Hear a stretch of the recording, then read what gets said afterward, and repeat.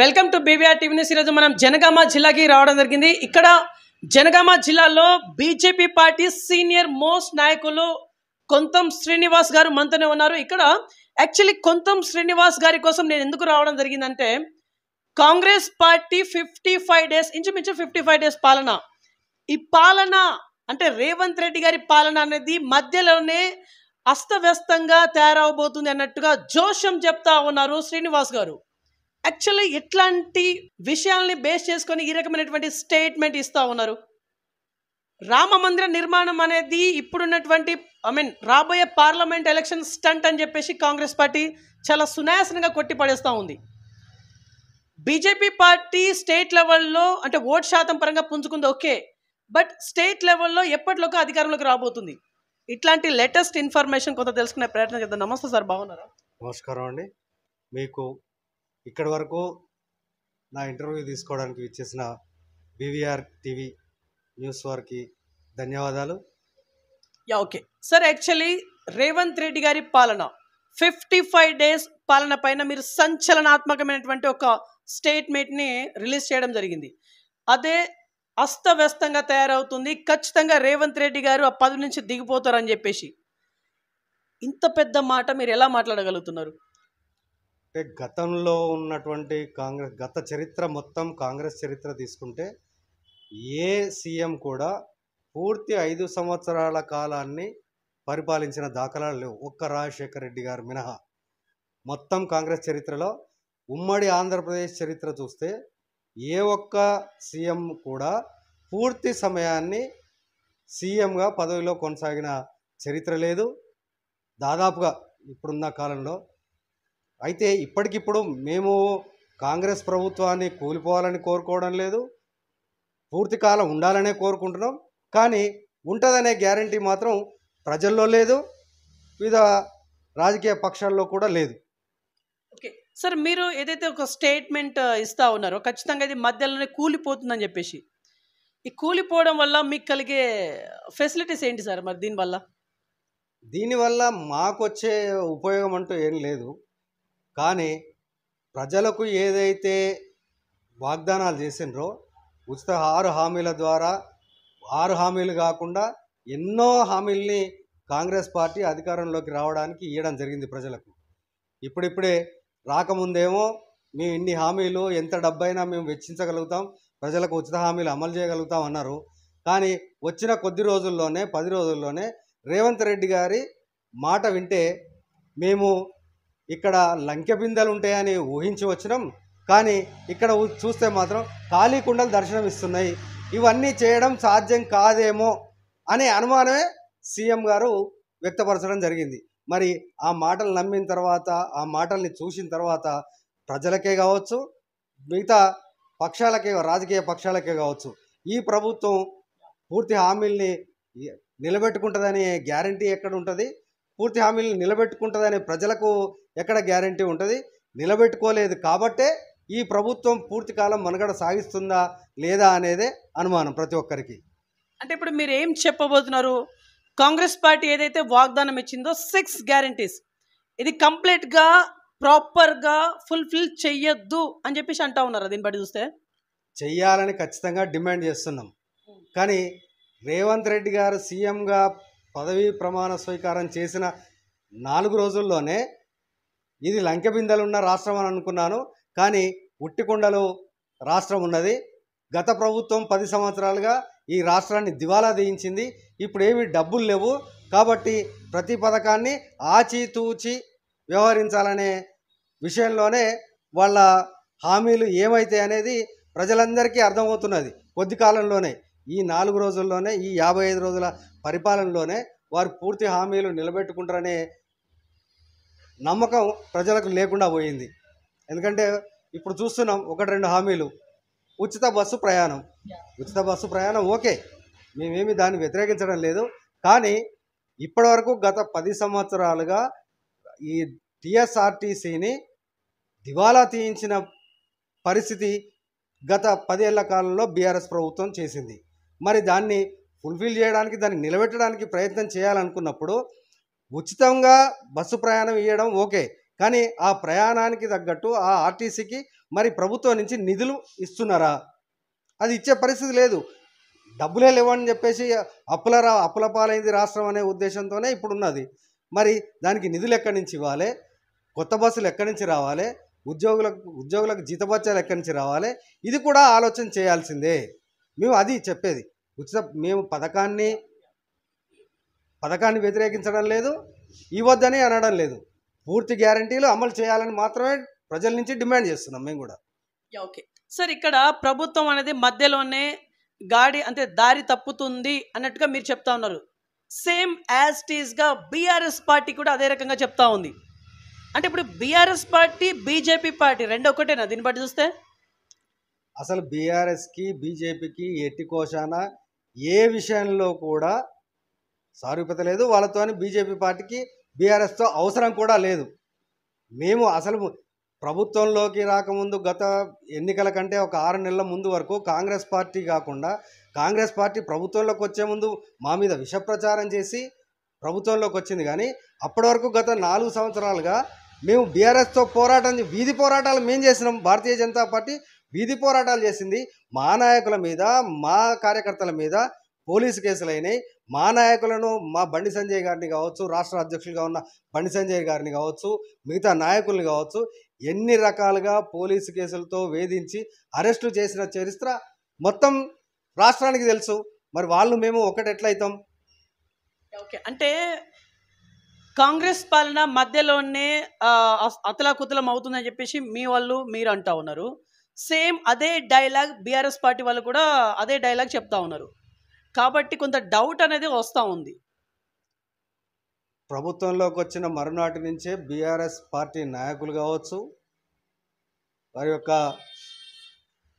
అధిష్టానాలు కావచ్చు, రాష్ట్రంలో ఉన్న పార్టీ నాయకులు కావచ్చు, ఎమ్మెల్యేలు కావచ్చు, మాజీ మంత్రులు కావచ్చు, వారి నాయకత్వం మొత్తం ఈ ప్రభుత్వం ఇంక కొద్ది రోజుల్లో 3 నెలల్లోనే కూలిపోతుంది అనే స్టేట్మెంట్లు ఇవ్వడం కూడా జరిగింది. అది చూస్తున్నాం. మేమనేది ఏంటంటే మాకు ఎటువంటి అవసరము లేదు, మేము దాన్ని కూల్చాలని కోరుకోవడం లేదు. పూర్తి 5 సంవత్సరాల కాలం కాంగ్రెస్ ప్రభుత్వం పాలన కొనసాగాలి. వాళ్ళ లోటుపాట్లు, వ్యవహారాలను, వాళ్ళు ఇచ్చిన హామీలు నిలబెట్టుకుంటుందనే గ్యారంటీ లేకపోవడం, వాళ్ళ మీద ప్రజలే తిరుగుబాటు చేస్తారని మేము అంటున్నాం. కూలిపోవాలని మేము కోరుకోవడం లేదు. ఓకే సార్, ఫర్ ఎగ్జాంపుల్ ఇప్పుడు కూలిపోతుందా కూలదా అనే తర్వాత యాక్చువల్లీ కూలగొట్టవచ్చా? అంటే ఒక ప్రభుత్వాన్ని 3 నెలల్లోనే కూలగొట్టడం అనేది అంత ఈజీయా? మీకున్నటువంటి సీనియారిటీని బేస్ చేసుకొని చెప్పండి. అయితే మనం తెలంగాణ రాష్ట్రం సాధించుకున్న తర్వాత వచ్చిన 2 ప్రభుత్వాలలో, అంటే 2 టర్ముల్లో ప్రభుత్వంలో ఉన్న టీఆర్ఎస్ పార్టీ కావచ్చు, ప్రభుత్వంలో ఉన్న నాయకత్వం కావచ్చు, కాంగ్రెస్ పార్టీలో ఉన్న ఎమ్మెల్యేలని కొనుగోలు చేయడం కావచ్చు, వాళ్లకు వివిధ రకాలుగా ఏదో రకంగా లబ్ధి చేకూర్చే తాయిలాలు కావచ్చు, కొన్న వ్యవహారం మనం చూసినాం ప్రత్యక్షంగా. పార్టీ పూర్తిగా విలీనం చేసేంత పరిస్థితి, ఒక రాష్ట్ర పార్టీని విలీనం చేసే స్థాయిలోకి వెళ్ళింది అని అంటే ఎమ్మెల్సీలు అసలు పూర్తిగా దాంట్లో విధానసభలో లేకుండానే చేసిన పరిస్థితి. అంటే ఇప్పుడు దాన్ని వీళ్ళు కొనసాగిస్తారు కావచ్చు, వీళ్ళైన వాళ్ళను, వాళ్ళైనా వీళ్ళను. ఇప్పుడు ఇద్దరిని చూస్తున్నాం, కాంగ్రెస్ పార్టీ వాళ్ళను, బీఆర్ఎస్ పార్టీ వీళ్ళను. ఎవరిని ఎటుకుంజాలనే వ్యవహారమే ఇప్పుడు ప్రజల కళ్ళ ముందు కనబడుతున్నది. వాళ్ళ స్టేట్మెంట్లు అయినా అంతే ఉన్నాయి, వీళ్ళ స్టేట్మెంట్లు అయినా అంతే ఉన్నాయి. ఓకే సార్, ఇప్పుడు రాబోయే పార్లమెంట్ ఎలక్షన్స్ మీరు ఆల్రెడీ భువనగిరి పార్లమెంట్ జాయింట్ కన్వీనర్గా వీళ్ళు నిర్వర్తిస్తూ ఉన్నారు ప్రజెంట్. సార్ ఎన్ని సీట్లు మీరు కైవసం చేసుకోబోతున్నారు సార్ స్టేట్ లెవెల్లో out of 17? Out of 17 station మన తెలంగాణ రాష్ట్రంలో ఖచ్చితంగా పూర్తిగా కేంద్ర నాయకత్వం 17 స్థానాలు గెలవాలనే టార్గెట్ పెట్టుకున్నది. కానీ అందులో కనీసమైన 12 ఖచ్చితంగా గెలుస్తామనే నమ్మకం మాకున్నది. ఓకే, ఎలా చెప్పగలుగుతున్నారు సార్ మీరు 12 సీట్లు టార్గెట్గా పెట్టుకున్నామని చెప్పేసి మీరు అంటూ ఉన్నారు? ఈ 12 సీట్లు ఎట్లా గెలుస్తారు? ఎందుకంటే ఇక్కడ శాసనసభ ఎలక్షన్లలో మీకు ఓటు శాతం పెరిగింది. ఓకే, ఓటు శాతం పెరిగినంత మాత్రాన మీరు ఇక్కడ పార్లమెంట్ ఎలక్షన్లలో 12 గెలుస్తామని చెప్పేసి ఎలా చెప్పగలుగుతున్నారు? గతంలో 2019లో టీఆర్ఎస్ ప్రభుత్వం 18లో ఒక టర్మ్ అయిపోయిన తర్వాత సుమారు 84 సీట్లతోని అసెంబ్లీలోకి అడుగుపెట్టింది. బంపర్ మెజారిటీతో గెలిచింది. అప్పుడు మాకు ఒకే ఒక ఎమ్మెల్యే శాసనసభ్యులు ఉన్నారు. కానీ ఆ 6 నెలల కాలంలోనే జరిగిన 2019లో పార్లమెంట్ ఎన్నికలలో 4 పార్లమెంట్ సీట్లను భారతీయ జనతా పార్టీ గెలుచుకోగలిగింది. ఒకే ఒక ఎమ్మెల్యే అసెంబ్లీ ఎన్నికల్లో గెలిస్తే కేవలం 6 నెలల్లో జరిగిన పార్లమెంట్ ఎన్నికల్లో 4 పార్లమెంట్ సీట్లను గెలుచుకోగలిగినాం. ఇప్పుడు 8 సీట్లు అసెంబ్లీలో గెలుచుకోగలిగి ఓటు శాతం కూడా పెంచుకున్నది. కాబట్టి రాబోయే కాలంలో వచ్చే ఎన్నికల్లో ఖచ్చితంగా మోదీ గారిని ముందు పెట్టుకొని మోదీ గారు ఇన్ని రోజుల పరిపాలనని ప్రజలకు చెప్పి పథకాలని ప్రజలకు చెప్పి 12కు కనీసం తక్కువలో తక్కువ 12 సీట్లు గెలుస్తామనే విశ్వాసం మాకుంది. ఓకే సార్, రామ మందిర నిర్మాణం చాలా అట్టహాసంగా చాలా గ్రాండ్ సక్సెస్ అయింది. ఓకే, కానీ ఇదంతా పార్లమెంట్ ఎలక్షన్ స్టంట్ అని చెప్పేసి కాంగ్రెస్ పార్టీ మిమ్మల్ని చాలా సునాయాసంగా కొట్టి పడేస్తూ ఉంది. ఏంటి దీనిపైన మీ వర్షన్? రామ మందిరం నిర్మాణం అనేది ఇప్పటికిప్పుడు మేము భారతీయ జనతా పార్టీ సృష్టించింది కాదు. గత 550 సంవత్సరాల నుంచి రాముడు పుట్టిన నేల మీద రాముడి ఆలయం ఉండాలనే కోరిక ప్రపంచంలో ఉన్న హిందువులందరి కోరిక, మనసులో ఉన్న కోరిక. దేశంలో ఉన్న 143 కోట్ల మంది ప్రజలకు దీనికి మతంతో సంబంధం లేదు. హిందువులు కావచ్చు, ముస్లిమ్స్ కావచ్చు, ఎవరైనా సాధ్యమైన ఎక్కువగా ముస్లింలలో కూడా కోరుకున్న సందర్భాలు మనం చూసినాం. దైవ దర్శనాలు చేసుకుంటున్నారు. అందరి కోరిక ఈ సమస్య సమసిపోవాలి, అక్కడ రామాలయం ఉండాలనేది భారతీయ జనతా పార్టీ మేనిఫెస్టోలో పెట్టింది. గత 30 సంవత్సరాలుగా 40 సంవత్సరాలుగా భారతీయ జనతా పార్టీ పుట్టినప్పటి నుంచి కూడా అది మేనిఫెస్టోలో పెట్టినాం. దాన్ని మరి కోర్టు నుంచి అయితే మేము దానికి అనుకూలంగా తీర్పు రావడానికి ప్రభుత్వం అయితే చేయగలిగింది ఏం లేదు కదా. విశ్వాసాన్ని నమ్మే కోర్టు తీర్పునిచ్చింది. ఆ తీర్పును అమలు చేయడమే మేము చేసినాం. దానికి మరి ఎన్నికల స్టంట్ ఎక్కడిదిగా? ఎన్నికలకు దానికి సంబంధం లేదు. దేశంలో ఉన్న 140 కోట్ల మంది హిందువులలో ఏదైతే గూడు కట్టుకొని ఉన్న విశ్వాసాన్ని రామ మందిర రూపంలో మేము నిలబెట్టగలిగినాం అనేది మా సంతృప్తి. ఓకే సార్, బీఆర్ఎస్ పార్టీ 17లో 16 సీట్లు మావే అని చెప్పేసి, at the same time Congress కూడా 17లో 16 మావే అని చెప్పేసి, అంటే ఒకటి ఎంఐఎం అని చెప్పేసి ఇప్పుడు పార్లమెంట్ ఎలక్షన్కి సంబంధించినటువంటి ఇన్ఫర్మేషన్. ఇప్పుడు 16 సీట్లు బీఆర్ఎస్ అని చెప్పేసి 16 సీట్లు కాంగ్రెస్ అని చెప్పేసి ఏదైతే చెప్పుకుంటా ఉన్నాయో, ఆ రెండింటిపైన మీరేమైనా కామెంట్స్ చేయదలుచుకున్నారా? ఇక్కడ ఒకటి ప్రజలు అర్థం చేసుకోవాల్సింది, రాష్ట్రంలో కానీ కేంద్రంలో కానీ బీఆర్ఎస్ టీఆర్ఎస్ బీఆర్ఎస్గా మారిందో అక్కడ ప్రభుత్వం లేదు, రాష్ట్రంలో ప్రభుత్వం లేదు. మరి రేపు ఎంపీలుగా గెలిస్తే వాళ్ళు చేయగలిగింది ఏంటిది? అసలు వాళ్ళు ఎన్నికలకు ఏమని వాగ్దానం చేసి ఎన్నికలలోకి వస్తారు? ఎంపీలుగా మా వాళ్ళని గెలిపించండి అని ఏ వాగ్దానాలు చేసి ఏ ప్రజలకు ఏం చెప్పి ఓట్లు అడగగలుగుతారు? మేము భారతీయ జనతా పార్టీగా గత 10 సంవత్సరాలుగా ప్రపంచంలోనే భారత్ అంటే తలెత్తుకొని తిరగగలిగే స్థితిలోకి ఈరోజు భారతదేశాన్ని నిలబెట్టిన ఘనత మోదీ గారికి దక్కింది. అదేవిధంగా ప్రపంచ ఆర్థిక వ్యవస్థల్లో 5వ దేశంగా ఈరోజు నిలబెట్టిన ఘనత ప్రధాని నరేంద్ర మోదీ గారికి దక్కింది. అలాగే రేపు రాబోయే కాలంలో 5వ స్థానం నుంచి 3వ స్థానానికి నేను తీసుకొస్తాను, నా గ్యారంటీ అని చెప్పేసి ప్రధాని గారు చెప్తున్నారు. మరి ఆర్థికంగా బలపడాలని కోరుకునే ప్రతి ఒక్కరు కూడా భారతీయ జనతా పార్టీని సమర్థించాల్సిందే. కాబట్టి సమర్థిస్తారనే మేము అనుకుంటున్నాం. ఓకే, తెలంగాణ వైడ్గా చూసుకుంటే రేవంత్ రెడ్డి గారు, ఏపీ అంటే ఆంధ్రప్రదేశ్ వైడ్గా చూసుకుంటే షర్మిలమ్మ గారు ఖరాఖండిగా చెప్తా ఉన్నారు, రాహుల్ గాంధీ గారిని ఈసారి కంపల్సరీ పిఎం హోదాలో చూడబోతున్నామని చెప్పేసి. సార్ దీనిపైన మీ కామెంట్ ఏంటి ఒక సీనియర్ లీడర్గా? రాష్ట్రంలో ఉన్న పోయినసారి అంటే గత ప్రభుత్వము బీఆర్ఎస్ పార్టీ అధికారంలో ఉన్న ప్రభుత్వము సారు కారు 16 అన్నది. ఆ పరిస్థితి ఏందో మనం చూసినాం. అంటే 16 సీట్లతోనే పిఎంగా ఏర్పడడం జరగదు, లేకపోతే ఇప్పుడు కాంగ్రెస్ ప్రభుత్వం రేవంత్ రెడ్డి గారు అయితే ముఖ్యమంత్రి గారు చెప్తున్నారో 17కు 17 సీట్లు మాకిస్తే కేంద్రంలో మరి రాహుల్ గాంధీ గారిని ఏ విధంగా ఈ 17 స్థానాలతోని ఎట్లా నిలబెట్టగలుగుతారో మరి మాకైతే ఊహకు అందటం లేదు. ఒక రకంగా 17కు 17 కాంగ్రెస్ గెలిచిందనే అనుకుందాం. కానీ మరి కేంద్రంలో ఎన్ని సీట్లు గెలవగలుగుతారు, రాహుల్ గాంధీ గారిని ప్రధానిగా ఎలా చూడగలుగుతారు అనేది ఒక పెద్ద క్వశ్చన్ మార్క్. పోనీ ఇప్పుడున్న వాళ్ళు ప్రయత్నం చేస్తున్న ఇండి కూటమి అనుకుందాం. కొద్ది రోజుల్లోనే మనం చూస్తున్నాం, కొద్ది కాలంలో గత 6 నెలల నుంచి ప్రయత్నం చేస్తుంటే కొద్ది కాలంలోనే అందులో నుండి ఏదైతే ఈ కూటమి కోసం ప్రయత్నం చేసిన నితీష్ కుమార్ గారు, బీహార్ ముఖ్యమంత్రి గారు బయటపడ్డరు. ఆయన ఏకంగా ప్రయత్నం చేసి ఎన్డీఏ కూటమిలోకి వచ్చేసిండు.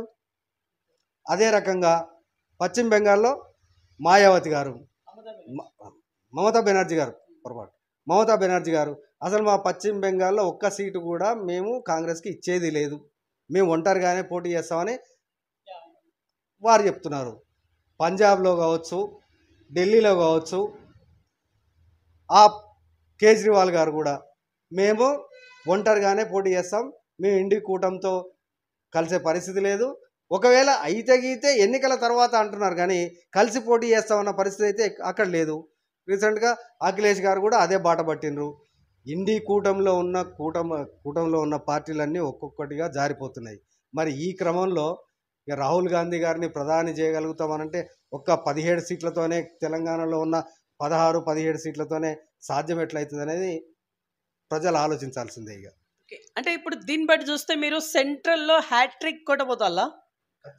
ఖచ్చితంగా కొట్టబోతాలా? ఎలా ఎలా 100కు 100% ప్రజలకు పూర్తి భరోసా నరేంద్ర మోదీ గారి పాలన మీద.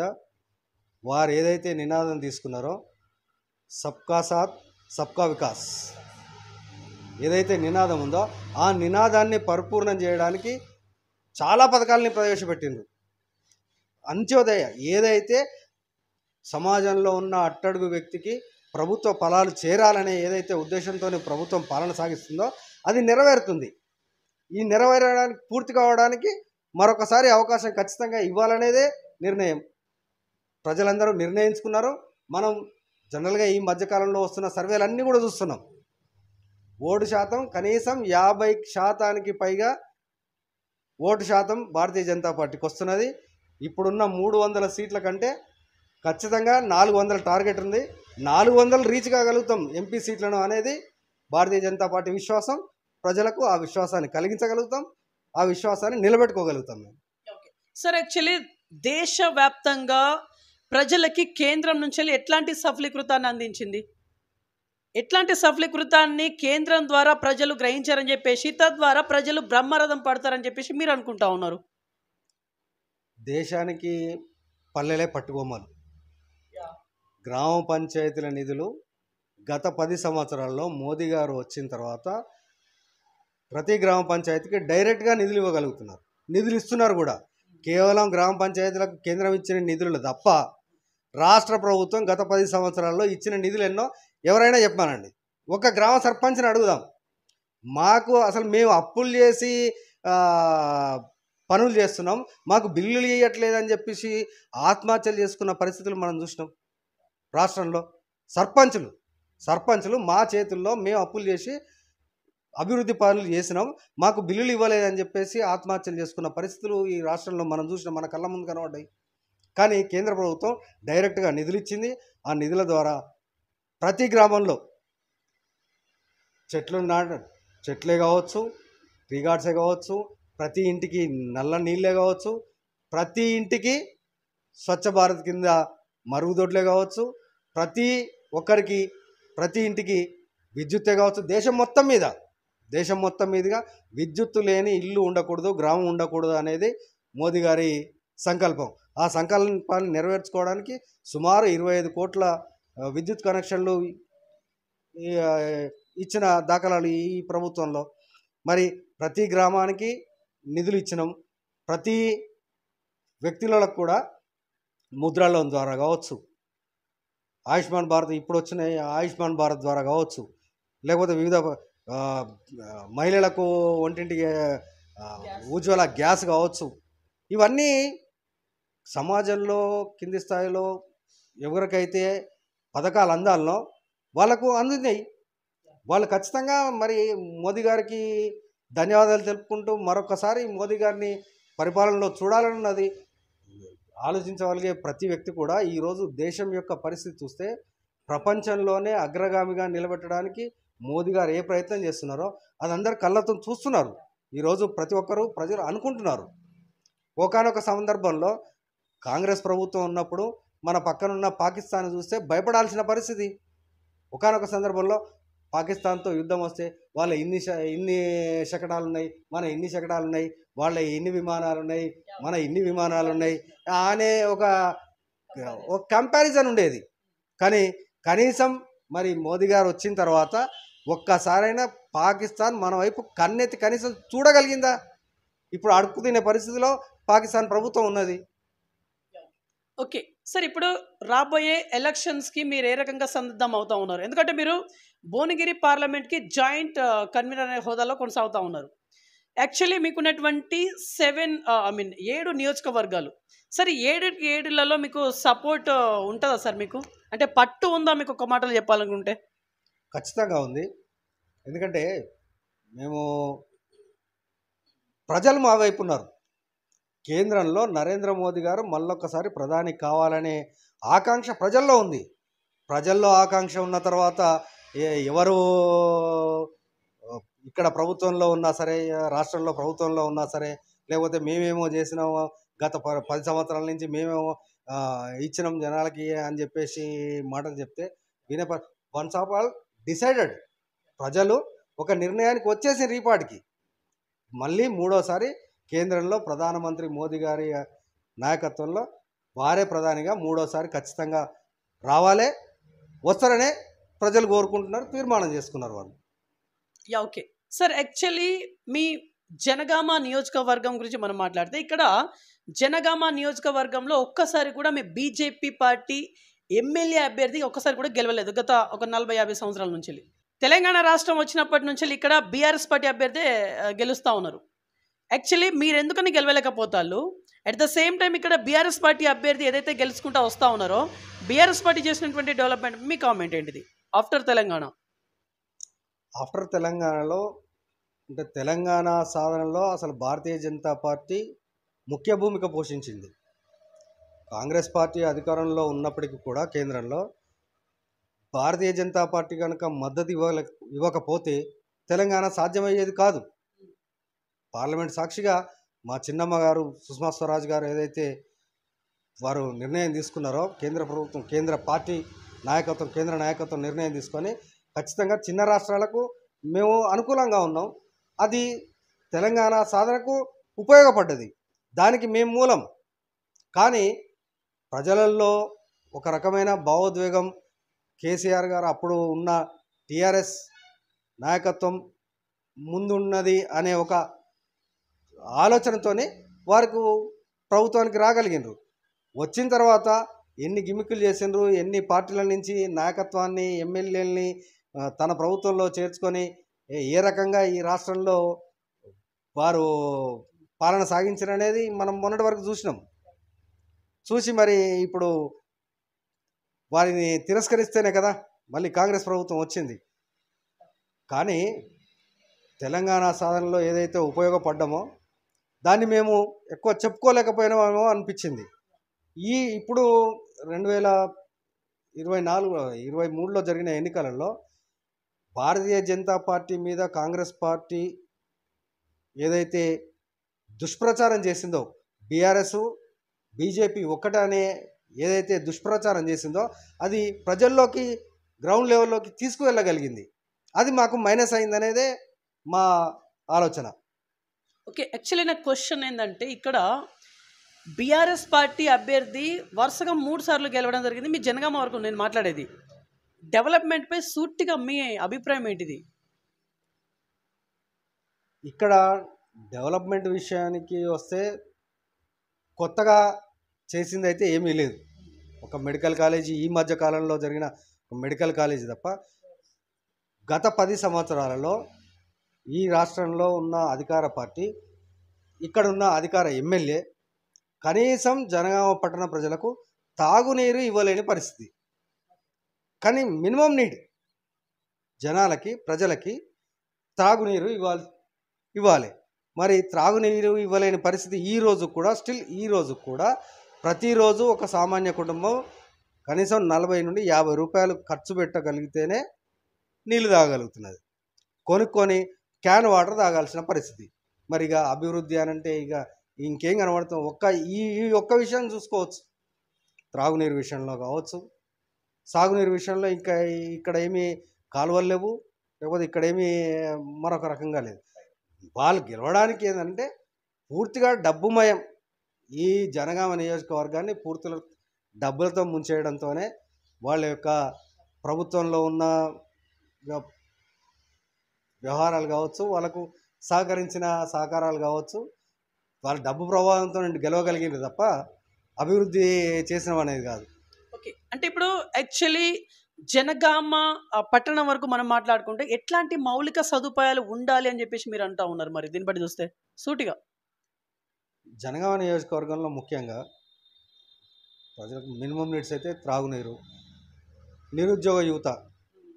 ముఖ్యంగా జనగామ ప్రాంతంలో కనీసం ఒక 100 మంది నిరుద్యోగులకు ఉపాధి కల్పించగలిగిన ఒక్క పరిశ్రమ లేదు. కనీసం ఒక్క పరిశ్రమ లేదు. గత ఇన్ని సంవత్సరాలుగా 2 టర్ములు బీఆర్ఎస్ ప్రభుత్వం ఉన్నప్పటికీ, గత 70 సంవత్సరాలుగా కాంగ్రెస్ పరిపాలించినప్పటికీ ఈ ప్రాంతంలో కనీసం ఒక 100 మందికి ఉపాధి కల్పించగలిగినటువంటి కంపెనీలు కావచ్చు, ఉపాధి కల్పించగలిగిన పరిస్థితులు కావచ్చు ఈ జనగామ నియోజకవర్గంలో లేవు. ఇప్పటికీ కూడా ఏ హైదరాబాద్కో, లేకపోతే వరంగల్కో, లేకపోతే బొంబాయికో, భీమండికో పొయ్యి బ్రతుకు తెరువు చూసుకోవాల్సిన పరిస్థితే తప్ప ఇక్కడ నిరుద్యోగులకు ఎటువంటి అవకాశాలు రాలేదు. ఓకే సార్, ఈ ఇంటర్వ్యూ కన్క్లూడ్ ఇచ్చేసే ముందు లాస్ట్ అండ్ ఫైనల్ వన్, ఇంకా భువనగిరి పార్లమెంట్ జాయింట్ కన్వీనర్గా ఉన్నటువంటి మీరు ఇదే భువనగిరి పార్లమెంట్ పరిధిలో ఉన్నటువంటి యావత్ ప్రజానికానికి last and finally parliament election సంబంధించినటువంటి ఇన్ఫర్మేషన్ ఏదైనా చెప్పాలనుకుంటున్నారా? Final one. ఇంకా భారతీయ జనతా పార్టీ ఆధ్వర్యంలో కేంద్రంలో నరేంద్ర మోదీ గారు ఏదైతే సుపరిపాలన, ప్రతి సమాజంలో ఉన్న అట్టడుగు వ్యక్తి కేంద్ర ప్రభుత్వ పథకాల ద్వారా లబ్ధి చేకూరాలని కోరుకుంటూ వారు అభివృద్ధి పదంలోకి రావాలని కోరుకొని పరిపాలన కొనసాగిస్తున్నారో మనం అందరం చూస్తున్నాం. ఈ పరిపాలన కొనసాగడానికి దేశంలో ఉన్న ఇప్పుడు సుమారుగా ప్రతి ఏ సర్వే చూసినా 3వసారి ఖచ్చితంగా మోదీ గారు మళ్ళీ ప్రభుత్వంలో ప్రధానిగా కొనసాగుతారనేది అన్ని సర్వేల సారాంశం. దాంట్లో మరి మన భువనగిరి పార్లమెంట్ కూడా మనం అందులో భాగంగా వారికి మనం సపోర్ట్ చేస్తూ ఇక్కడి నుంచి భువనగిరి పార్లమెంట్ నుంచి కూడా ఎంపీ గారిని మనం అత్యధిక మెజారిటీతోని గెలిపించి ఆ ప్రభుత్వంలో కనుక మన పాత్ర కూడా ఉంది. మేము కూడా ప్రధాని నరేంద్ర మోదీ గారి పాలనకు మేము కూడా ఆమోదం తెలుపుతున్నాం అని చెప్పేసి మనం కూడా ఈ 400 సీట్లలో గెలవబోయే 400 సీట్లలో భువనగిరి పార్లమెంటు నియోజకవర్గంగా కూడా ఉండాలని మీ అందరినీ కోరుకుంటున్నాం. రైట్. సో ఇదండి ఇవాళ ఇంటర్వ్యూ. నెక్స్ట్ మరొక ఇంట్రెస్టింగ్ మరి ఇంపార్టెంట్ టాపిక్ మీ ముందు చూస్తున్నాను. BVR TV news. Until then bye, take care.